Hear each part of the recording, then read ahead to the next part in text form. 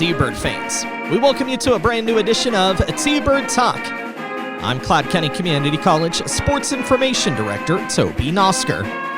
And today is our final T-Bird Talk for the 2024-2025 school year. We're going to be talking postseason competition for the Cloud County Community College baseball team when we sit down with head baseball coach Eric Gilliland. And we'll look ahead to postseason action for the Cloud County Community College women's and men's track and field teams when we speak to their respective head coaches, Drew Mahin and Hall of Famer Harry Kitchener. The Cloud County Community College women's track and field team won the 2025 NJCAA Region 6 and Kansas Jayhawk Community College Conference Outdoor Track and Field Championship in Coffeyville, Kansas on May 3rd. The T-Birds scored 197 points, tallying 9 event wins, 2 runner-up finishes, and establishing 3 new school records at the 3-day meets. Cloud County head women's track and field coach Drew Mahin was recognized as this year's Women's Coach of the Year. Freshman sprinter Mamuna Jallo was named the track athlete of the meet, and freshman hurdler and jumper Nani Panu was the top point athlete of the meet. The Cloud County Community College men's track and field team came away with a 4th place team finish at this year's Region 6 championships. The Cloud County Community College men picked up 1 event win and 3 runner-up finishes. Now this weekend, members of the Cloud County Community College men's and women's track and field teams will head to Manhattan, Kansas for the Ward Haylett Invitational on Friday, May 9th. It will mark the team's final meet before the 2025 NJCAA Outdoor Track and Field Championships next week in Hutchinson. The Cloud County Community College baseball team has jumped up 2 spots to number 21 in the latest NJCAA Division I baseball rankings. And they will begin the 2025 NJCAA Region 6 Plains District Baseball Tournament today at 3 p.m. against Labette Community College at Lee Doyen Field in Concordia. The T-Birds, at 42-14 overall, finished Kansas Jayhawk Community College Conference West Division action with a 25-7 record, earning the number 3 seed in this year's Plains District Baseball Tournament. Labette, meanwhile, is the number 14 seed after they went 15-31 overall and 12-21 in Jayhawk Conference East action.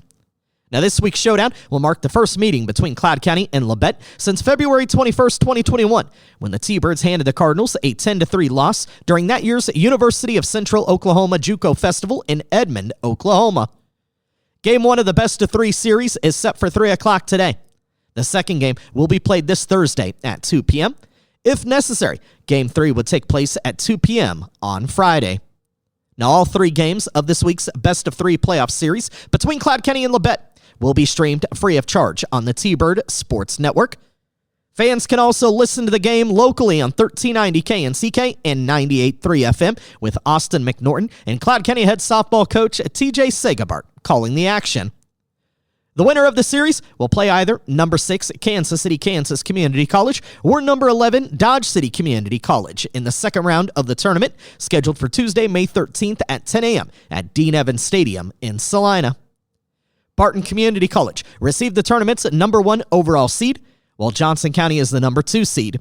The rest of the bracket is number 4 Cowley, number 5 Hutchinson, number 7 Colby, number 8 Coffeyville, number 9 Butler, number 10 Fort Scott, number 12 Allen, number 13 Seward County, number 15 Garden City, and number 16 Neosho County. Highland and Pratt did not qualify for the tournament. The Cloud County baseball team finished the regular season winning 8 of its final 10 games, including earning a 4-game conference series sweep over Garden City last week. The team's 42 overall wins marks the most since 2022. Cloud County has reached the 40-win plateau for the 2nd consecutive season and for the 3rd time in the last 4 years. We'll kick off today's T-Bird Talk by visiting to the head baseball coach of the Cloud County T-Birds, Eric Gilliland. This is T-Bird Talk. Are you a Kansas or Nebraska high school senior who's thinking about your next steps after high school? If so, you qualify for Cloud County Community College's $500 Early Bird Scholarship. All you have to do is visit campus before December 13th and have a GPA of 3.0 or higher, and you get a $500 scholarship guaranteed. So come visit Cloud and see why our students are Cloud proud. On your visit, you'll see our campus, meet with an academic advisor, and get a chance to have all your questions answered. Set up your campus visit today by giving us a call at 800-729-5101 extension 212 or visiting us online at cloud.edu/admissions. Postseason time here for the Cloud County Community College baseball team, as this week the number 21 ranked T-Birds of Cloud County Community College will open up 2025 NJCAA Region 6 Plains District Tournament action, as they will host Labette Community College in a best-of-3 series at Lee Doyen Field in Concordia, with the opportunity to advance to the second round of the tournament in Salina, Kansas. On the line, joining us is the head baseball coach at Cloud County Community College, Eric Gilliland. And Coach, we'll talk a little bit about the matchup with Labette here this week in just a moment. You end up finishing the regular season, though, with 42 wins. You go 42-14 overall, 25-7 in the Kansas Jayhawk Community College Conference West Division. End up finishing second in the Jayhawk West. Overall, how did you feel like the 2025 season went for you and the team? Yeah, certainly, don't want to get too far ahead of ourselves because we've got a lot to play for here still, but also it's kind of a good reflection point to look back at the regular season. And 56 games in 2.5-3 months is a lot of baseball, but really proud of the consistency that they played with. And I think, 42 wins and 25 in league's definitely a school record, and 42 in the regular season is one of the best in a long time. So overall we played a hard schedule. Overall it was a really solid year from the regular season standpoint, and we really we want to play good in the postseason this year. That's been our goal all along. So back-to-back 40-win seasons, third time you've been able to reach that 40-win plateau in 3 of the last 4 years now. Do you feel like you guys are setting yourself up to where you're kind of becoming a perennial contender in the Jayhawk Conference like you hope to be year in and year out? Yeah, I mean, we've averaged 40 the last 4 years, and we've been in the postseason the last 4 years. And so definitely probably from the outside looking in, I would think that we've come a heck of a long ways, and that's been pretty rewarding. But also it's junior college, and every year is different, and it's I would say it has gotten slightly easier. I mean, just the recruiting and the buy-in and the culture and the players get better, and they listen more, they buy in easier when they see the success happening. But every year is a new challenge, and I next year we'll be 0-0, and we'll have to put one together again. So. And when you look at the season, especially in conference play, you win 7 of the 8 conference series that you play in. I know you would have loved to have gotten that 8th and been that number 1 overall seed coming out of the Jayhawk West.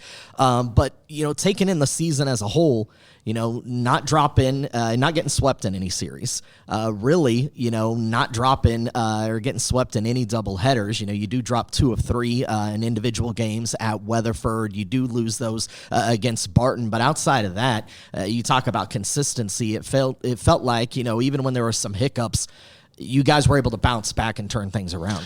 Yeah, we like I said, we didn't ever. I mean, we were just talking about the other day. There's really a couple of days in the entire spring that I can look back and say, like, we didn't even really give ourselves a chance. And I think that was super early on at Seminole on a cold, rainy morning that we just came out and didn't play well and got pumped by them.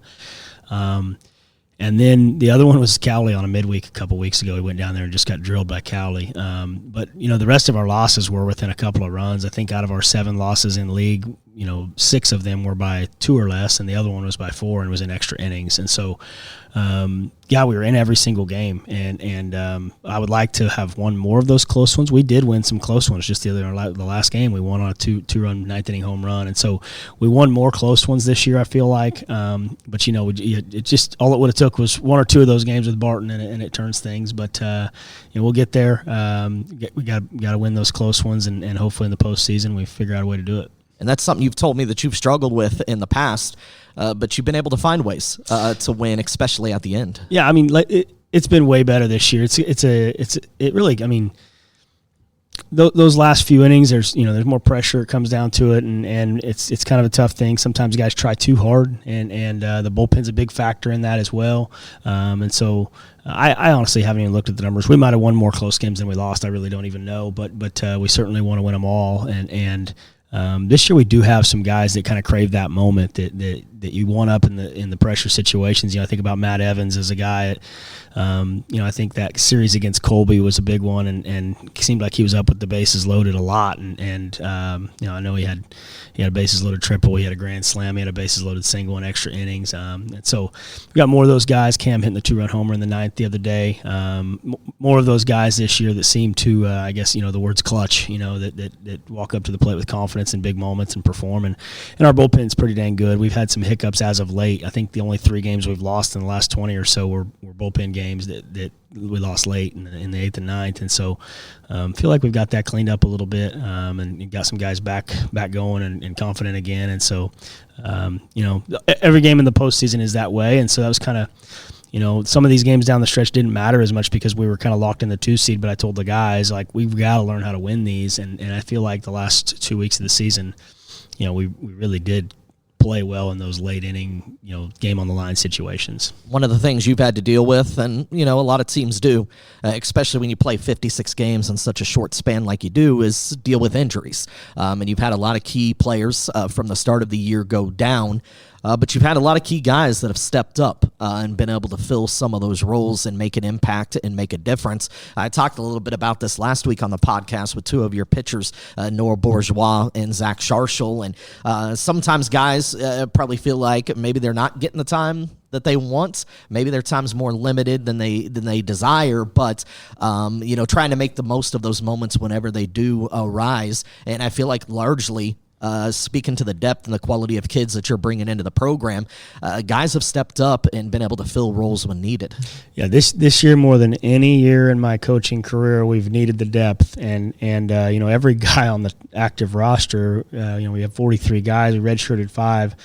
Those other 38, every single one of them got a shot at some point, and most of them have gotten lots of opportunities to the point now where almost everybody that's healthy is playing, and it's kind of a nobody wants to be hurt, but it also keeps everybody engaged. It keeps the team together. When you have kind of the same 9 playing all year and you got 7 or 8 of them sitting on the bench all the time, that's hard to keep a team happy. And right now, everybody's had a big piece of it. It's been really kind of cool in a way that as guys went down, it was like a different guy that stepped up every single week. That had just we kind of talk about working while you wait and not being a cancer and sitting over there and saying I should be playing more, but just continue to work hard and wait for your time and stay humble and stay confident and figure out what the reasons are that you aren't playing and address them.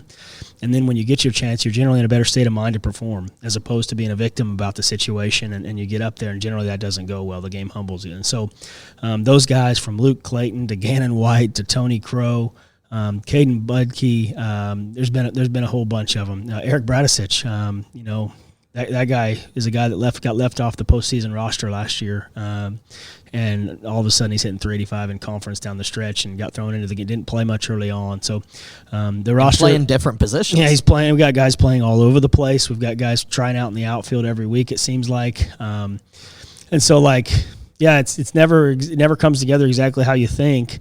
But credit to our guys. They've just been so malleable and willing to learn new positions and be ready to go. And it's not exactly what we thought it was going to look like heading into the postseason 2025, but we're actually playing really good with what it is, and so it's kind of fun. I guess every team's different. That's kind of the fun part is you get to recruit all these guys into your program, and you think you know how it's going to turn out, but there's just so much out of your control sometimes that it's worked out in a way that.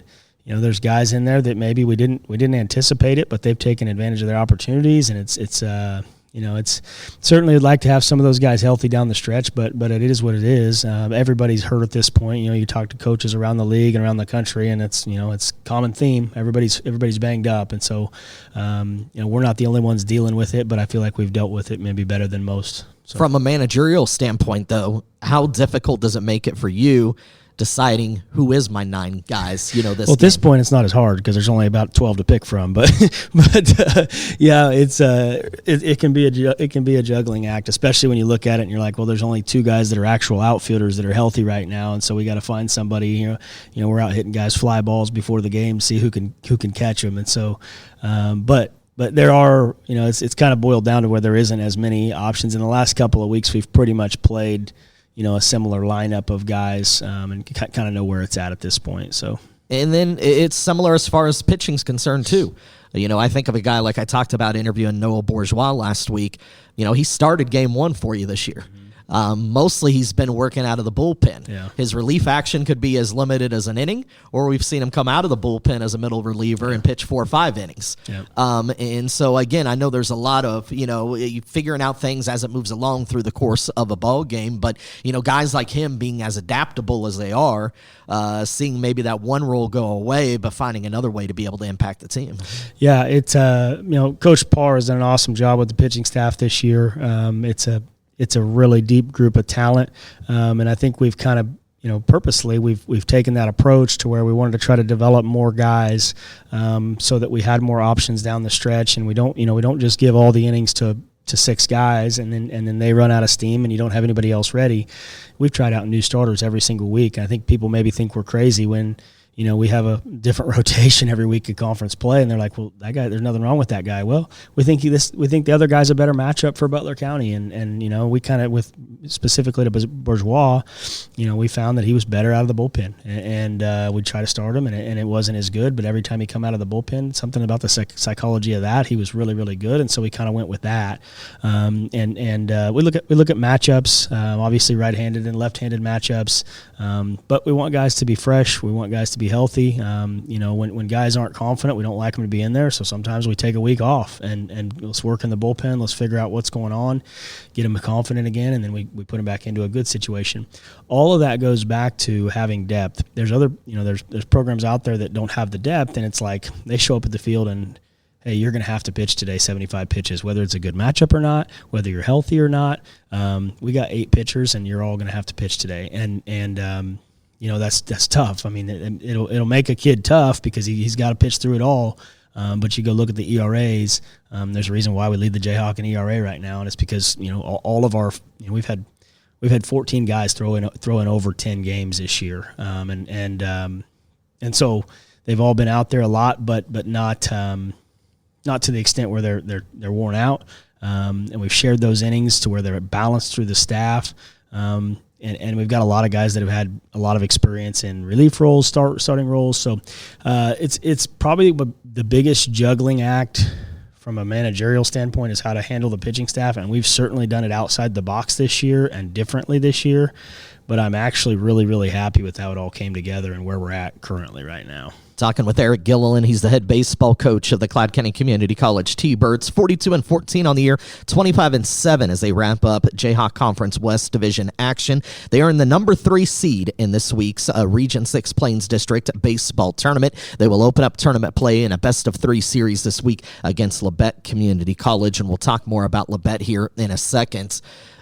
I got to wonder, as we come to an end of the year, and you guys are really, getting to the heart of your season now. This is what you play for postseason time. But you've got a lot of kids that their time at Cloud County is going to wrap up pretty quick. Their time as a student comes to an end next week, finals week. So a lot that these kids are juggling while trying to keep their eye on postseason baseball. And then at the same time, they're trying to get recruited. They're trying to find their next spots. They're making visits. Coaches are coming in. They're watching you guys play. And so I don't know that people fully appreciate everything that's going on in the head sometimes of these student athletes and all that they have to deal with. How do you feel like your kids have handled all that? Yeah, it's a lot, and I think reality's setting in for some of them right now. There's been a lot of sophomores in my office saying, "Hey, I'm really getting nervous about what's next for me." They don't know what the future holds necessarily, and about half of them, or a little bit more than half of them, have committed to places and know what's going on. But in junior college, a lot of times those Division I, Division II schools, they're using junior college to fill late holes, late needs, and so a lot of it does happen in May, June, and July, and so. Yeah, that's looming. All of our guys are signed up to go play summer ball somewhere else in the country. We got a bunch of them in the West Coast League, a bunch of them in the Northwoods League, so they'll be done with us, and then they'll ship out to another place and go play for another team for the summer. And also wrapping up with finals, and then on top of that, I think what I've noticed the last week or two is I think that reality has set in for some of them that they're not going to see these guys anymore, and we're kind of coming down the stretch run of maybe maybe I really did like this place, Cloud County, and I'm going to miss it a little bit. And so I can almost kind of feel that. The camaraderie's been really, really good. Lately we had a team meal this week, and the guys hung out, and just good vibes. They've probably been as easy to coach this last couple of weeks as ever. And I think some of that is just the reality that, hey, we need to come together for the stretch run because it's all going to be over here soon. So. We talk about the success in recent years, including 42 wins this year. But I know you feel like you haven't met expectations or reached your goals in the postseason over the last couple of years. Why do you feel like you've struggled? That's a great question. I mean, there's a lot of things that go into that. You're trying to get guys healthy at the end and confident at the end. I think our offense has lost confidence down the stretch at times.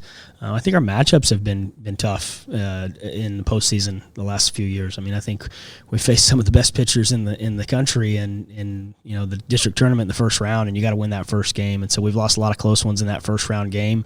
But we haven't hit well. We haven't played with confidence in the postseason, I think this team's got a different feeling to it, though. I really do. I think the way we've built it this year and really try to manage confidence levels with the pitching staff, I like where they're at, and I think that there's several hitters that are really trending in a good direction this year. And in the past couple of years, it's been like we've kind of been holding on for dear life with the offense. And right now, it feels like there's some guys that are hot and been swinging it well. So. I don't know if there's anything we can do to force it. We are what we are. Some of it's cooked into them at this point. We've been with them for an entire season, and so I think at the end of the day, it just comes down to guys stepping up. We kind of talked about this year, like, hey, this is how we're going to make a mark on Cloud. We want this team to be the team to, let's play well in the postseason. And we started that kind of conversation before Garden City because we knew it was kind of a meaningless series, and said,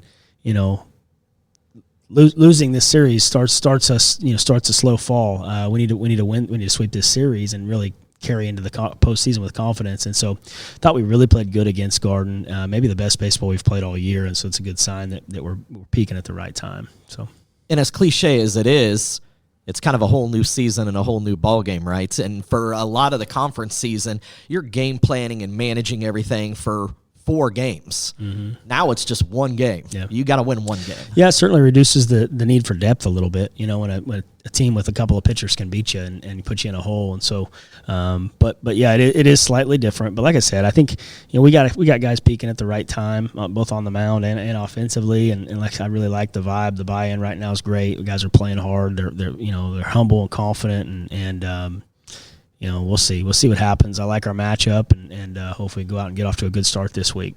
But you certainly can't take anybody for granted. When I look at the bracket, I see a team like Dodge City that's the 11 seed, maybe the best 11 seed probably that the tournament's ever seen. I mean, mm-hmm. There's teams certainly even in the bottom half of the bracket capable of beating anybody. Yeah, we're no stranger to that. We've hosted this series the last 3 years and gone to 3 games, I think, every one of them. And so,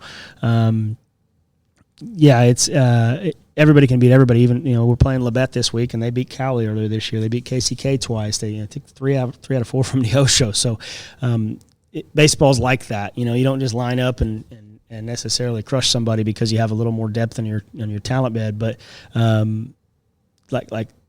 bad pitching matchup can happen, and so we just got to play good baseball, control what we can. I think we've created an offense and a way of doing things that we can take advantage of people a little bit with the stolen bases and the bunts, and we've played really good defense.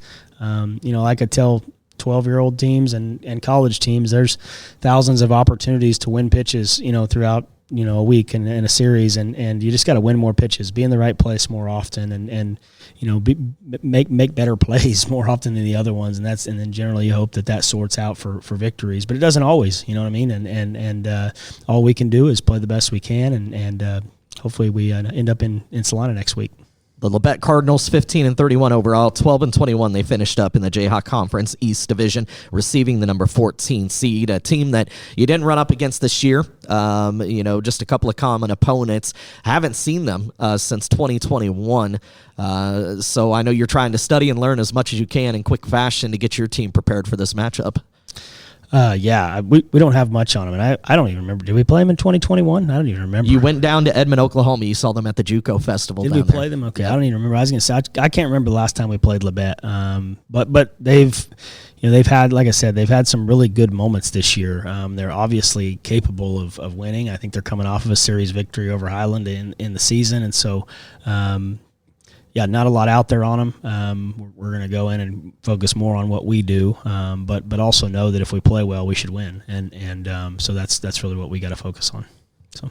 Best of 3 series starts Wednesday, continues through Friday if necessary, and the team that wins out of this series moves on to compete in the Plains District Tournament, which will take place at Dean Evans Stadium in Salina. Nice to be able to have that so close to home, but again, the challenge is you got to get there. Yeah, you don't even really want to discuss it much until you punch that ticket. So, but being in Salina will obviously save us a lot of money, and we've played on that field a lot. So if we get there, feel good about the location and the proximity to Cloud, and hopefully be able to put a lot of people in the stands. I've been impressed with the fan support you have had this year. It seems like, families so supportive of the players that have come here, travel in, and watch, your kids play. Local community supports. It's tough, when you play midweek, 1 o'clock, 2 o'clock games for people to be able to get off work, come out and be able to watch you. And then playing so close to a local school system, having, teachers bring local elementary and middle school students out to the game, and they get rowdy and excited and are cheering on the T-Birds. It's been fun. Yeah, we've been able to pull together a decent crowd almost every day, and large thanks to the elementary and middle school. I think they've been over 3, 4, 5 times, and we send a lot of kids over to the schools and work with the kids. We've been sending kids to the elementary school and reading in the classroom with the preschool kids almost the entire semester. We've been in the middle school with the lunches. We got 10 guys going over there today to eat lunch with the 5th graders and go to recess, and so they return the favor and bring their kids out. I think it's been fun. But yeah, it's junior college baseball nationwide is not real well attended. I think that it has picked up slowly throughout the community. I think, obviously I'm from here, and there's a lot of people that have an interest in it, but it's just hard to get to games.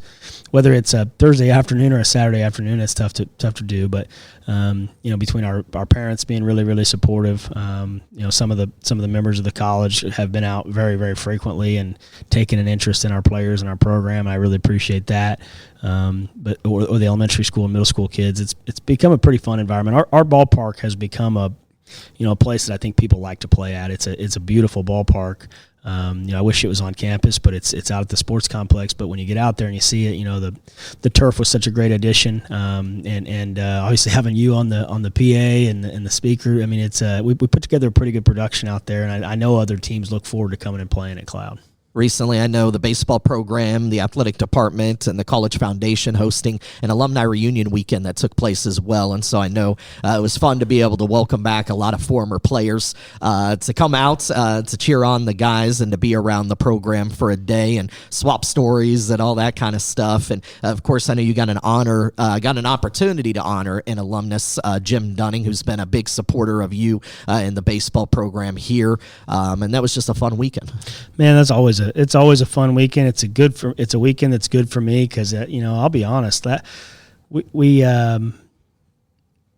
every year the stories from the alumni get a little bigger, and they tell me that I'm getting softer every single year. But they happen to see us lose an extra innings game to Colby that day, and we had never lost on Alumni Day going into that day, and that's what makes it fun. It's a lot of emotion and energy, and we've always played well. Well, we didn't play well that one; we lost one, and so I got to hear it from the alumni all night, and it was a good little humbler and reset a little bit. I think we had our team was maybe a little high on themselves going into that, and maybe a little bit arrogant, and our alumni made sure that they let me know that I'd let some things slide from a cultural standpoint. And so, I actually kind of reeled it back in a little bit that next week after that, because I was slightly embarrassed by the performance that we put out in front of all those guys, and just getting back to doing things for the guy next to you, being a team, not looking for all the praise and all the handshake line and all the cool guy stuff that was going on had gone too far, and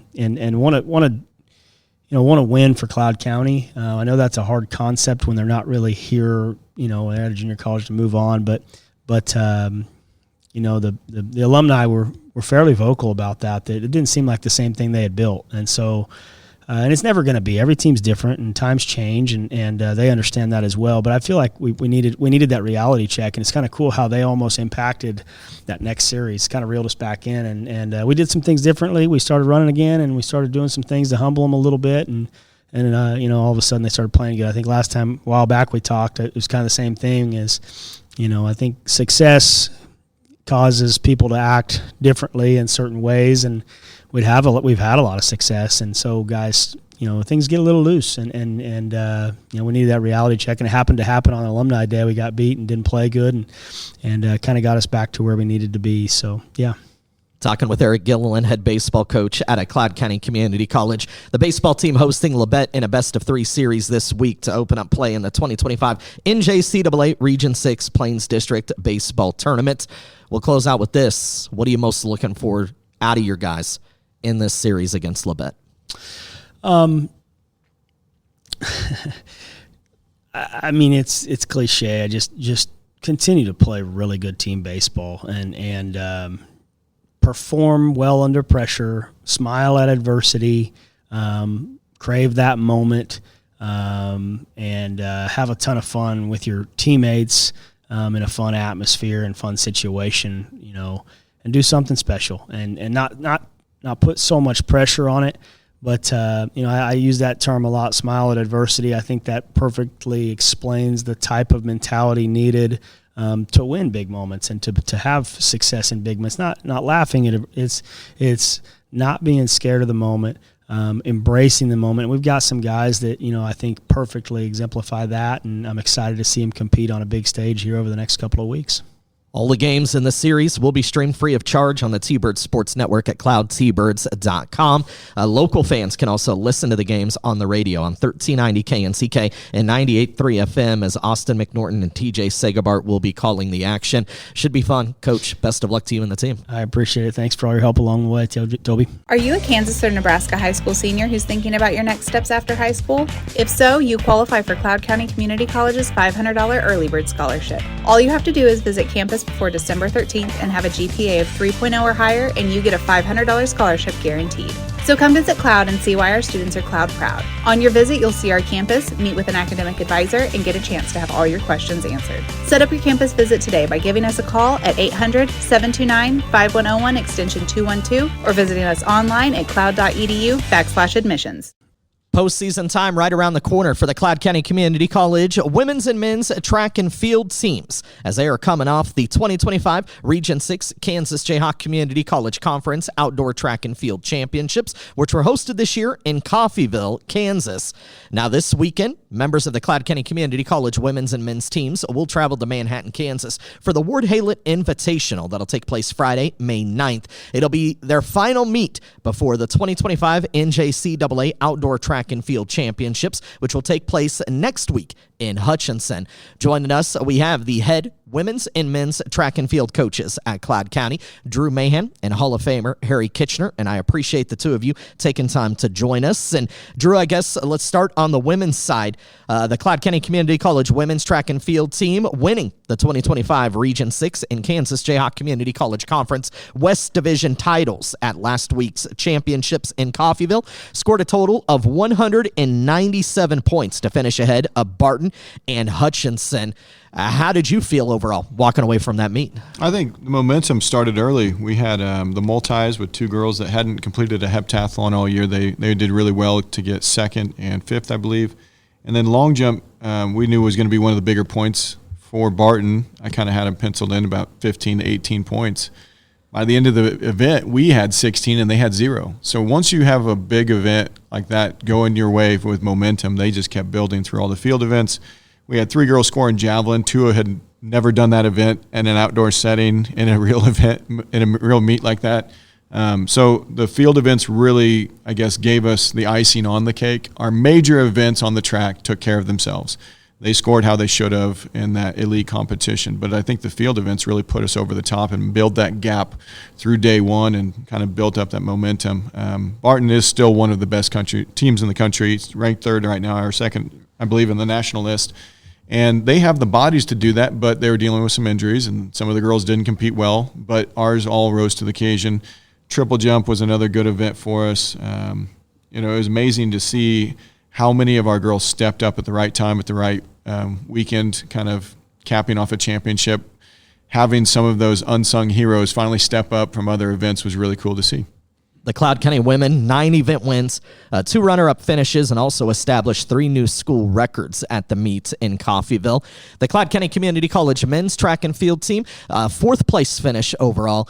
Coach Kitchener, I know, not as deep as years past. You've been dealing with some injuries as well. But how did you feel coming out of this past weekend? We felt pretty good. First day we had 41 points. Barton had 49. We were set in second place, which was a very good start for the meet.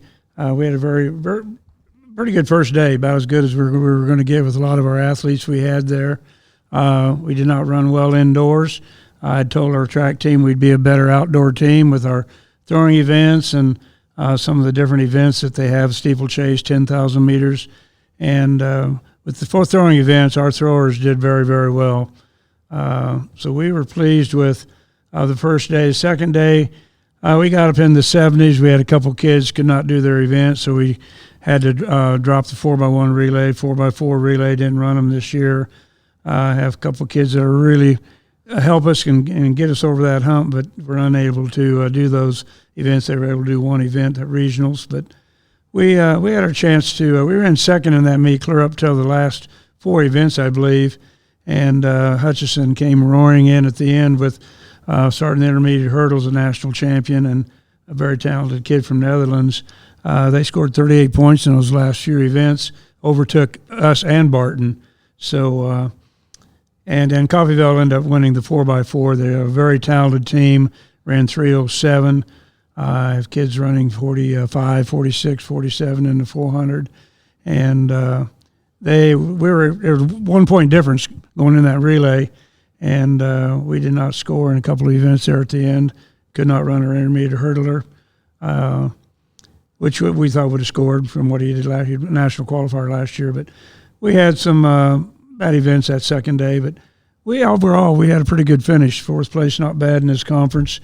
And we've been winning it. We were last year we won indoor outdoor, and we had won that Jayhawk West Conference 13 times, and we have given it up this year. But that's part of athletics, and so. But we did have a pretty good year, and what really was good about this year, we had some really good Kansas kids placed well at regionals. Carried actually was our main point getters at the meet. Yeah, let's talk a little bit about that because, as you mentioned, the depth, especially on the men's side, showed through in the throws. And you end up getting a win in the men's javelin. Andrew Bowman finished first overall with a personal record throw of 203 feet 2 inches. DJ Holman also placed in the javelin as he finished 4th overall. And then Josh Shelley placed 2nd overall in the men's hammer throw with a throw of 174 feet 9 inches. Andre Smeichel, a sophomore, capturing a 2nd place finish in the men's discus. You had 3 guys that finished in the top 8 there in the discus throw. So again, the depth in the throw certainly helped you out at the meet. Yes, it did, and most all those kids are Kansas kids. The kid from Buckland came in. Coach Mahin talked to him last year at state, and we put a connection there with a kid from Pike Valley that was his dad's roommate at Fort Hays, and Coach come over. Coach, got a good athlete here. He won 1A, 192-footer, and he came on like a gangbuster this year. We had the best thrower in the state. Didn't get back for track. He competed. We got him here in school, but would have really helped us if we'd have had that happen. But that doesn't happen sometimes. But Andrew did a great job for us. And look, he's setting, I think, 4th in the national meet. Josh Shelley has just been a dream coming in here from Belleville, Kansas. Throwing the hammer like he's throwing, setting 5th in the nation and 2nd in the region. Very, very talented. DJ Holman, the other kid we had signed from Washburn, didn't compete this year in outdoor, but DJ Holman came in, a walk-on kid from there for about 150-some feet, and he came to Cloud, and he got 4th in the javelin, through close to 170, and hopefully we'll get him to nationals. But kids like that come in and do a job. We really, really appreciate them, and it's just a fun deal to be around, our local kids. Braylon Brittle is a very good kid from Plainville, state champion in the discus, learning the college discus and the hammer. Had thrown the javelin. He's a national qualifier in the javelin, threw 175 feet, which would have got him 6 points. Would have really helped that team score over Coffeyville at the end. But he ended up not having a good day in the javelin, but he did place in the discus and I think in the hammer. So, but he's qualified in that javelin. We'll throw it in the national outdoor. You know, and it's important, and so often I think we focus on those guys, you know, the Andrews that finish first overall, and that's a huge accomplishment, right? But when you can have 3 guys in the top 10, 3 in the top 8, you know, in things like the discus, those extra guys that are scoring points for you, Braylon, whoever it may be, that's critical to have on a team as well. Yes, it is. Timothy Asa Berry, kid out of Wichita South, he was 8th in the discus, threw 165 with the high school discus. And got 8th, I think, at the state meet. And he's a big kid, getting better and better all the time, placing, knocking on the door, and the hammer and the discus. And so we're looking forward to him. He's just, most of all those kids are freshmen. They're young. We're a very young track team, and have a few sophomores there that helped us in the meet. But the bulk of the team is pretty much all freshmen and Kansas kids. And Drew, I know you know a lot on the women's side about depth and how big of a role that can play in a meet like this. You know, having multiple girls that can score points in your races or in the women's javelin. Yeah. Again, not just getting that top overall performer, but to get points from 3 different kids is so huge. I think one year we had 10 girl event wins, and we still lose by 8 points. So you cannot win championships without a lot of those other kids in the 8th place through 5th place. Those points add up quick. And if you have one mistake or one event that you didn't plan on going well, go well. We hadn't run a 4x1 all year. We were 1 leg short. So we had some girls that we challenged and said, do you guys want to run it? And we'll put a team together. We'll practice this week. And they end up getting 7th. Come in basically ranked 9th or 10th. 2 other teams drop a baton. So it created a great experience for those girls to be valuable in other arenas versus just their main events. Steeplechase, we had Joella, who has never ran a steeple. We said if there's 8 girls entered, you just have to finish. You got to put yourself out there in an uncomfortable position, but we're going to be proud of you. Well, lo and behold, she gets 7th place and 2 more points. It seems like every year we have kids step up to be valuable in new ways at regionals. A 4x1 that you hadn't run in 2 years, right? Right. And, you know, some of those things, when you only deal with 20 to 30 girls, you don't have just bodies everywhere to just do one event. Everybody that's a good value to the team usually ends up doing 2 or 3 events plus relays. So it's a testament to the team, and Coach Smits helps a lot, Coach Brand helps a lot, Coach Kishner. Everybody has that atmosphere that we do all that we can. We don't limit ourselves to just 1 or 2 things, but do everything that you can because you never know what's going to happen in a meet. Couple of standouts at the meet, though, include Maimuna Jallo, who ends up being recognized as a track athlete of the meet, setting new school records and Region 6 records in both the women's 100-meter dash and the 200-meter dash. And she's had an incredible spring, starting with the indoor season, continuing on into the outdoor year. Yeah, it's amazing to see her attitude towards the team, how much she brings a bright smile to training and to the meets. She's willing to jump on relays, so I think her as a person, on top of her being the athlete, makes it a really enjoyable experience for everybody. She's one of 3 girls that scored over 20 points in that meet. So Nanhi Panu, we had Maimuna, and then we had Invani, and actually she's the 3rd highest scorer from the meet, but had 2 insanely special races. Putting her top 3 all time in the 100 and 200 is rare air with Olympians, and being able to set region records when it counted the most against 2 of the top sprinters in the country from Colby and Barton. Her poise and composure there and that intense moment was pretty cool to watch, and 11.18 is pretty dang fast even for high school guys, so she's going to be able to put on a good show there at Hutchinson. And then the 200, she again completed the double, which is really difficult to do, 4 races in 2 days against top competition. So Nanhi Panu was the top point athlete of the meet. I think a little surprised, didn't realize that she had performed as strong as she had. You know, does her best jump in the women's long jump ever, jumping 18 feet, 5 1/4 inches. She ends up winning that one, establishes a new school record in the women's 400-meter hurdles, and then also places third in the women's 100-meter hurdles. So scored a lot of points for you, and she kind of gets overshadowed a little bit being on a team with Mamuna and Vinny, some of those girls that have gotten a lot of recognition throughout their time here. But Nani, a really stellar performer. Yeah, just a freshman, so figuring out some events. We talked about multis when she first came and didn't know, and then had a hamstring issue later in the outdoor season. If you even rewind back to the week before, she didn't practice 3 or 4 days because of a hamstring strain. So spent a lot of time in the training room, a lot of tears, not knowing if we can compete or not. I said, let's just go to the meet. Let's try to see what we can do. Finally, she started feeling better Thursday. And then by Friday, she wanted to take a jump. And that first jump was all it took to win the competition. Luckily, the good Barton girl didn't get a successful 3 jumps in. So when she's out of the meet, that moves everybody else up. That probably momentum-wise set the tone for the rest of the weekend. And then as she got into the hurdle prelims, ran well. Got to the hurdle finals, she ran well. Her last event was the 400 hurdles, which was the toughest event she could have all the weekend. And then still ended up breaking the school record by 20, 30 hundredths of a second. So it was great to see her kind of crack open that shell of what's possible in the future, but we didn't have this written in a playbook anywhere. She long jumped last time was at Cali in March. Never long jumped again in April. We toyed around with it at different meets, but sometimes you just got to put them in a championship position to help their team. So other first place wins coming in the 800-meter run, as well as the 3,000-meter steeplechase. The 4x800-meter relay team coming away with a first place finish. And then want to highlight the women's high jump as well, first place finish there. But then want to highlight the women's javelin. Freshman Vivica Addison finishing first place overall there with a throw of 151 feet. Freshman Carly Colgren was 5th.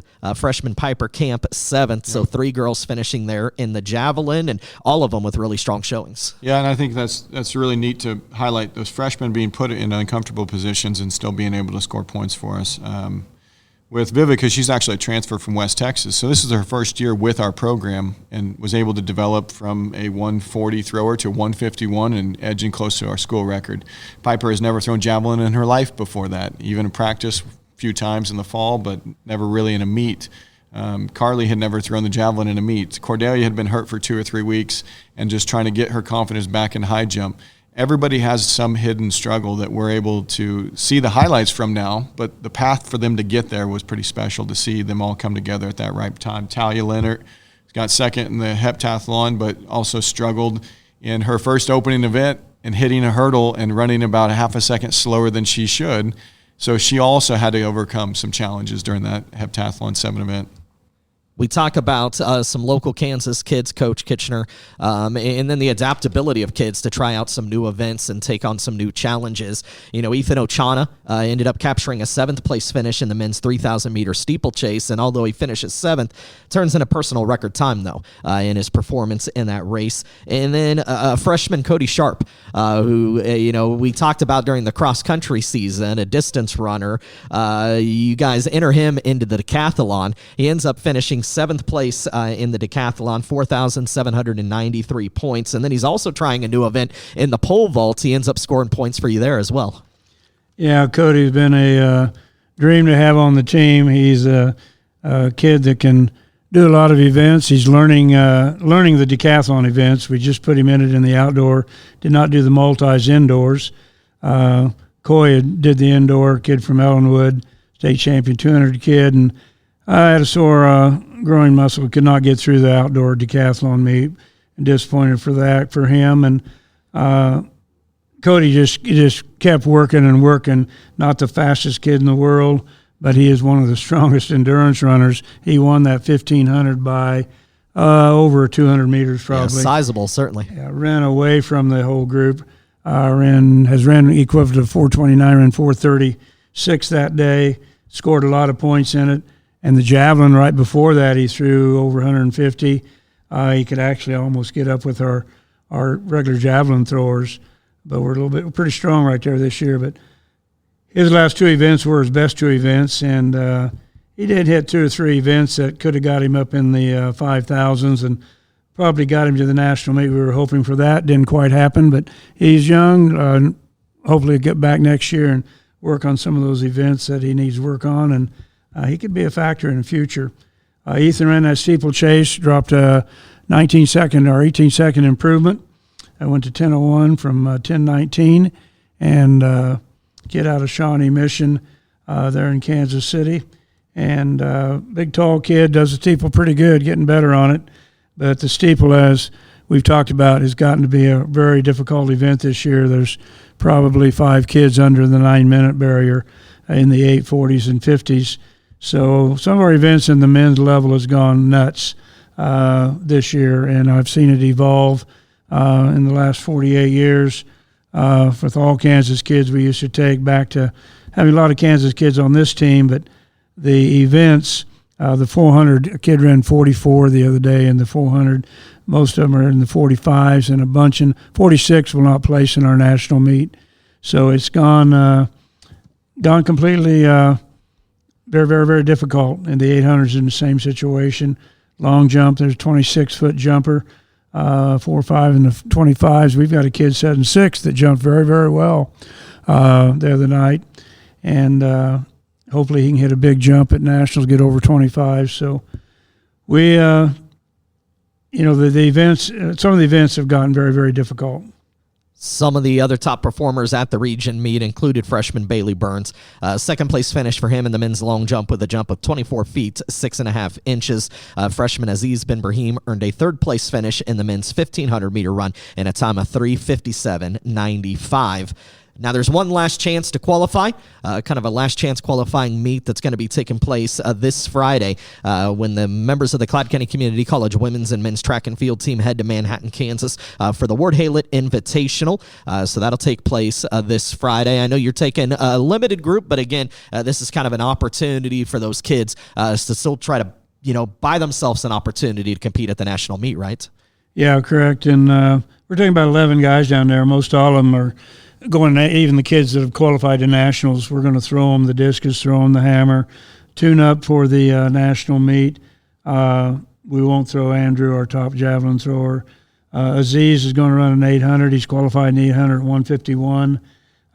Been second to all those guys this year. I ended up getting 7th in the 800 the other day, 155. After that 1500, did not hit a great time, and really thought he would probably get 8 points out of that event, but didn't happen. But he's going to run. He's really trying to get under 150 in the 800. He's 151, 152, time after time, indoor and outdoors. So if the weather's good, the wind's right at K-State on Friday, he's going to try to break that 150 barrier. He has ran 148 before in his country, but he's a freshman, and he's learning that it's pretty tough over here in America in the junior college ranks. Drew, we come to the end of the season, and I talked about this earlier with Coach Gilliland. I don't think people fully appreciate sometimes the stresses, the things that these kids are dealing with, especially at this time of the year. It's the end of the track season. They're trying to give their best performance of all time, right? Coming into these last 2 weeks of the season. At the same time, a lot of them are dealing with graduations. There's finals next week. They're still getting recruited. They don't know where they're going to be come August. They've been practicing since October. They've been competing since January. It feels like there's kind of a lot weighing on them. How do you feel like most of the kids have handled that, though? Well, I think we have a great team culture, and it starts with the coaching staff being able to have 40-plus years of experience on both sides with men and women. We know what's coming. We can warn them. We can prepare them, but a lot of it is controlling the controllables outside of the track time. The track time should be a fun place that they can go, that they can have stress relief, whatever, but really it's that support system that we have here at Cloud that probably makes us the most stable team that we can be. When it comes to finals, we've known this for 30-some weeks, that finals is going to be at nationals. We've known that Hutch is going to bring different weather, possibly storms and rain and lightning delays and stuff. Being able to prepare them for the things that they don't know about is important, but also being able to tell them to let go what you can't control is really important too. So I think our faculty, our staff, athletic training, the athletic department, the whole community does a good job of supporting these students going through these challenges.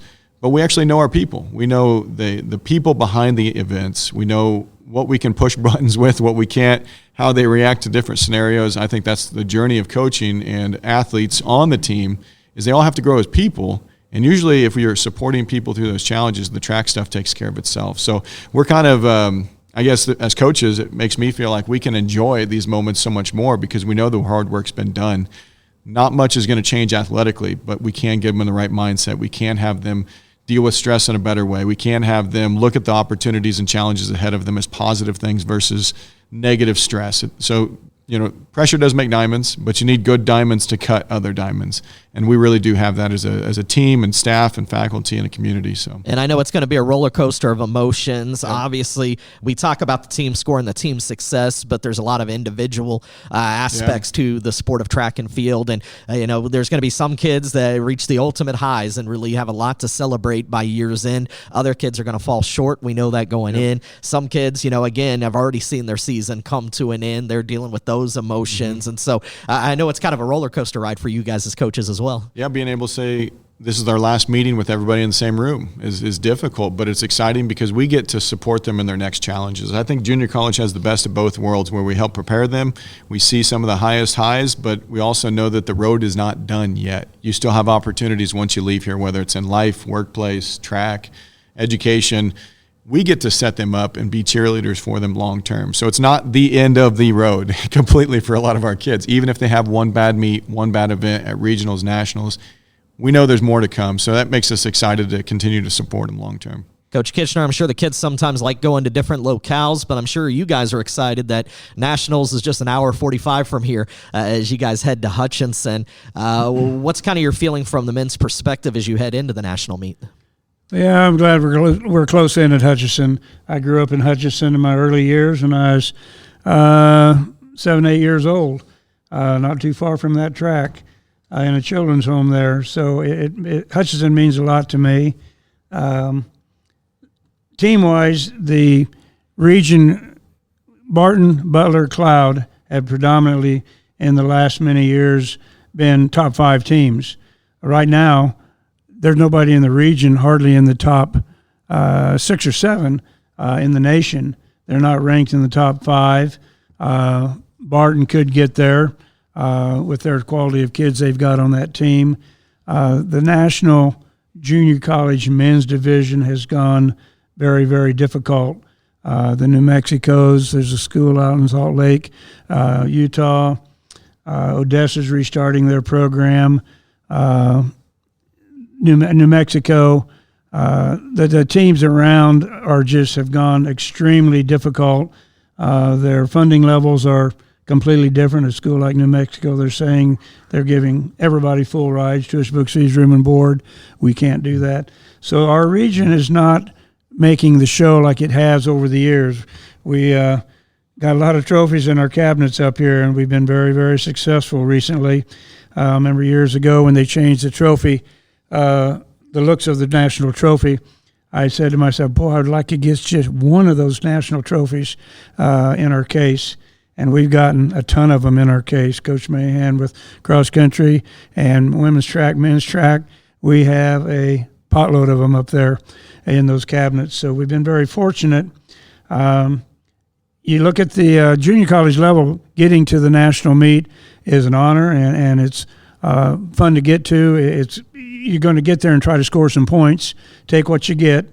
At the Division I level, there's schools that can't even get there. Nobody from their team can make that top 16 or make that regional pool of athletes that get to the national meet. And if they do get there, they can't score. I think I counted up there were 60 teams took athletes to the D1 indoor meet. None of them scored.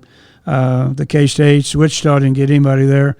A lot of the schools, KU, K-State, a lot of the Big 12 schools don't even get an athlete to the national NC2A meet. So we're very fortunate we get to go to a national championship, and we recruit off of that, and our kids kind of see that as we go. But our women are going to have a great time there. We're very, very strong with that women's group. We're going to be knocking on the door and pulling in some more hardware for that group. But it has gotten tougher. Even in the women's, Coach Mahin will tell you, there's some events. Iowa Western's got a girl up there, 32 years old, that won 4 events. 2 national records in the 5K and 10K. Yeah, in the indoor, and very, very difficult to deal with. So there are challenges at the junior college level also at now. For you, Coach Mahin, how do you feel heading into nationals? I think it's always exciting. Indoors, we kind of had a perfect meet individually. I mean, when you have 4 or 5 national champions and then relay success, it makes it so exciting, but we're still like 4 points from third. So you controlled all that we could. We couldn't have changed much more. We couldn't have milked that opportunity any further. But at outdoors, I think our team has grown more and more confident, and more girls are kind of stepping into those roles where they expect to score versus being happy just to be at the meet. The relays will be strong. The individual events will be strong. But again, the weather plays a factor. How people feel on the certain day, how they handle the stress is important. We just have such great leadership from that girls' team. They kind of iron sharpening iron at this point, and they're so excited to get on the track. I have so much confidence in several of those girls to be top 3, top 2 finishes. It's who can sneak in a 7th place, who can sneak in a 6th place, 8th place, and really surprise some people and score. We could score close to 80, 90 points, and that might be good enough for 3rd, 2nd, 4th. I don't think we'll drop below top 4, which is kind of where our level is. But if we have a perfect meet and things fall apart, we could be talking about competing for 1 or 2. So it'd be an exciting weekend. The national meet will take place May 15th through the 17th, hosted by Hutchinson Community College at Gowan Stadium in Hutchinson, Kansas. First time the national meet back in Hutch since 2022. I want to wish you guys the best, and I appreciate you joining us. Thank you so much for being on the show. Thank you. Thanks, Toby. We want to wish the best to all of the Cloud County athletic programs continuing on in the postseason this spring. The Cloud County Community College women's and men's track and field teams competing next week in the 2025 NJCAA National Outdoor Championships in Hutchinson, Kansas. And, of course, the Cloud County Community College baseball team beginning postseason action this week as they match up with Labette Community College in a best 2 out of 3 series to kick off the 2025 NJCAA Region 6 Plains District Baseball Tournament. We do want to thank all of our T-Bird fans and listeners for joining us on T-Bird Talk throughout the 2024-2025 school year. T-Bird Talk will return this fall, so make sure you're subscribed and following us on all of your favorite podcast platforms. T-Bird Talk is a production of the Cloud County Community College Athletic Department.